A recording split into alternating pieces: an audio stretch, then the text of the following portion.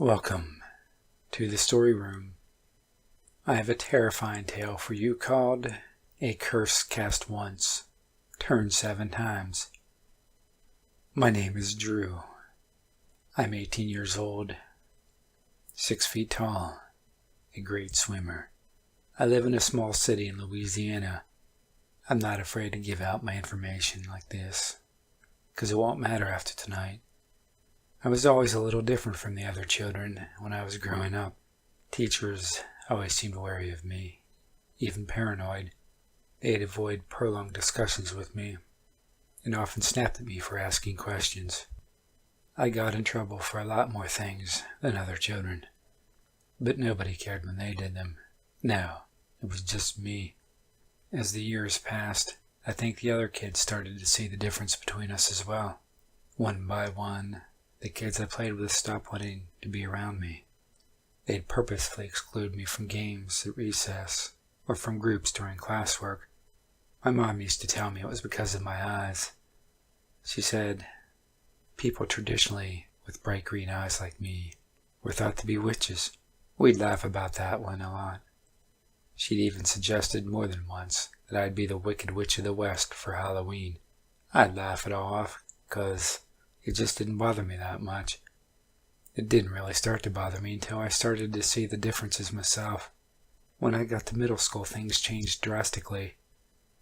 The other kids started to get violent toward me, and the teachers wouldn't do anything to stop it. It almost became the norm for me to skip PE because the other guys in my class would all gang up on me. Now I'm no wimp. I can defend myself even against multiple assailants. My dad was an ex-Navy SEAL, so I could take care of myself in a fight. But no amount of training can help you when it's 25 on 1. It was stay away from class or go to the hospital. One day, I got caught ducking out of class and wasn't able to get away. I had to go through PE. I guess the boys had been saving up their aggression for me, because it was especially bad that day. One of the older boys in my class ran up behind me, kicked me in the backs of my knees. Another grabbed me as I fell, picked me up, and threw me to the ground. Then they all started kicking me, stomping on me, throwing crap at me, anything to hurt me as much as possible. When I tried to scramble to my feet, one of them would just pick me up and slam me down. When it was finally over, I'd managed to stave off some of the worst blows, but it was still pretty bad. I had a few cracked ribs and a broken tailbone, not to mention bruises everywhere. Of course, there I was, sitting across from the principal in his office, explaining what happened, with 2 other boys sitting beside me. I pointed to my black eye and how I was having trouble breathing. They said I was a racist, and that was the end of it. We all got detention, and the attacks became more frequent, because nobody likes a snitch. It was the night after the incident that things really changed for me. I was looking in the mirror at my black eye when something caught my attention. It was the glimmer of my eye, hidden under the baggy swollen flesh around it. There it was, bright green. I stared into the mirror and my eyes looked back. Everything else around me swirled and swam away, and only I and my reflection were left with those green eyes. I'd never really looked at myself before. What normal person just stares at themselves in the mirror, right? Had I always looked like this? It seemed like the lines had been drawn into my face from years of agony. Wrinkles in my skin looked as if I'd never smiled, not even once in my life. I started to cry. The salty tears welled up in the sore and swollen skin and it burned. I closed my eyes, as if closing them would keep the tears in. Then I heard it. I heard someone call my name. They just said it. Drew. I looked up, but I was alone. I swore that someone standing right next to me had said my name. I had heard it so clearly. Here, Drew. I heard it again. I looked in the mirror, but all I saw was my own reflection. I looked into my eyes again, there. The voice, I realized, was my own. Why are you crying? Was I talking to myself, or was this all in my head? I couldn't tell, because all I could see was the 2 eyes, green eyes, in the mirror. Tunnel vision, I think they call it. They did this to you. You never hurt any of them, never deserved any of this. It was true. I'd thought this many times, but what was the point of such thoughts? I couldn't change anything at this point. I'd just have to wait it out, right? No, you're better than them. If God cursed you, then spit on his creation. What? What was I saying? What did that even mean? If witches have green eyes, then maybe we can put a curse on them. This was crazy. There's no such thing as magic, no such thing as curses. Oh, how wrong I was. As I left the bathroom, I could still hear the echoing of the voice from the mirror. A curse cast once, turned 7 times. I can't describe my fear to you at that moment. I tried my best to forget about that night, but it was no use. After that, I'd find myself sometimes when I was alone talking to myself, and then that voice would answer.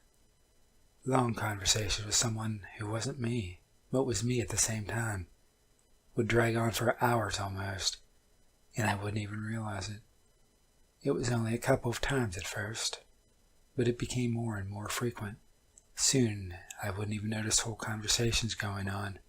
The line between myself and whatever that thing was blurred. The walls got fuzzier, until there were times I couldn't even tell the difference. I'd lay in bed at night. I'd think of the people who'd hurt me, shunned me, and I'd laugh. Then I'd start sobbing. Laughter turned to sobbing, turned to homicidal anger, then back to laughter. I was falling apart. That's when it really started. It seemed like just mere coincidences at first. My best friend, a girl I'd known since I was little and who'd always be the first to get me into trouble for a good laugh, was diagnosed with epilepsy. She had a seizure in the middle of class one day, right after she'd threatened to give a poem I'd written to one of the teachers. It had some graphic imagery on it, and I would have surely gotten into trouble for a lot less. A boy I'd always had troubles with. He used to be a friend, but was always willing to side against me if it kept him in good graces with our classmates. His parents disowned him and then divorced. It would come out a year later that his mother had molested both him and his older brother. He eventually committed suicide. I laughed for days at these things at first. Karma sure was a bitch. I laughed, and it only got better from there. Everyone who'd ever hurt me, everyone who'd ever crossed me got what they deserved. Teachers lost their jobs. Kids' lives were torn to pieces irreparably. It seemed like a dream come true. After a few years, things seemed to quiet down. Tempers evened out, as they often do when you get out of middle school, and people I used to hate became better people. I forgot about the voice and the curse. Something else started, though. I started to see things that just weren't there. A light appeared outside my window one night and shined in my room. I called my dad to look at it, but he said there wasn't any light. I pointed straight at it and said, "There, right there, see it?" He looked out and said it was just a street lamp down the road.